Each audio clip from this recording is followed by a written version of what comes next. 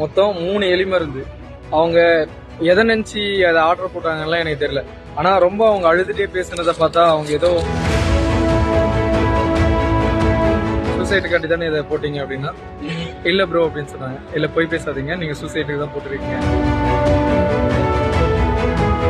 எலியுடைய பிரச்சனை அப்படின்னா நீங்க கிட்டத்தட்ட 7 மணிக்கு போட்டுருக்கலாம், இல்ல அதுக்கு முன்னாடியே போட்டுருக்கலாம், இல்ல அடுத்த நாள் போட்டுருக்கலாம். இந்த அன்டைம்ல போட வேண்டிய அவசியம் இல்லை.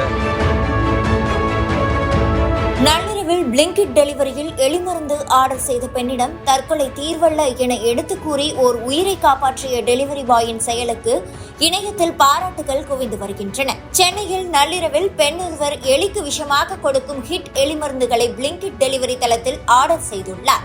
அப்போது அந்த ஆர்டரை டெலிவரி செய்வதற்காக வந்த டெலிவரி பாய் நள்ளிரவில் ஏன் இந்த பெண் எலிமருந்தை ஆர்டர் செய்துள்ளார் என சுதாரித்து யோசித்துள்ளார். பின்னர் அப்பெண்ணுக்கு போன் கால் செய்து வழியில் உங்களது ஆர்டர் மிஸ் ஆகிவிட்டது என கூறி நேரத்தை போக்கியுள்ளார். இதனை அடுத்து அப்போது அழுகுரலில் பேசிய அந்த பெண்மணியிடம் நீங்கள் தற்கொலை செய்வதற்காகவா இதை வாங்குகிறீர்கள் என விசாரித்துள்ளார். அப்பெண்ணோ இல்லை என மறுத்தாலும் இவர் அன்பாக பேசி அப்பெண்ணின் முடிவை மாற்றி டெலிவரியை கேன்சல் செய்ய வைத்துள்ளார். இதனை அடுத்து ஓர் உயிரை காப்பாற்றிய மனநிம்மதி அடைந்ததாக தனது இன்ஸ்டா பக்கத்தில் சம்பந்தப்பட்ட டெலிவரி பாய் நடந்த சம்பவத்தை விளக்கி வீடியோவாக பதிவிட்டுள்ளார். இதனை அடுத்து ரியல் லைஃப் ஹீரோ என அவருக்கு அனைவரும் பாராட்டுகளை தெரிவித்து வருகின்றனர். இந்த வீடியோ தற்போது சமூக வலைதளங்களில் வைரலாகி வருகிறது.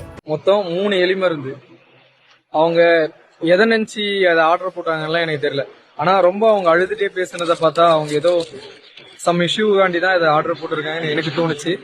ஆனா கஸ்டமர் லொகேஷன் ரீச் ஆகிட்ட பிறகு நான் அவங்களுக்கு இந்த மாதிரி ஆர்டர் வழியிலே மிஸ் ஆயிடுச்சிங்க அப்படிங்களா ஒரு மாதிரி அழுதுட்டே போட்டாங்க.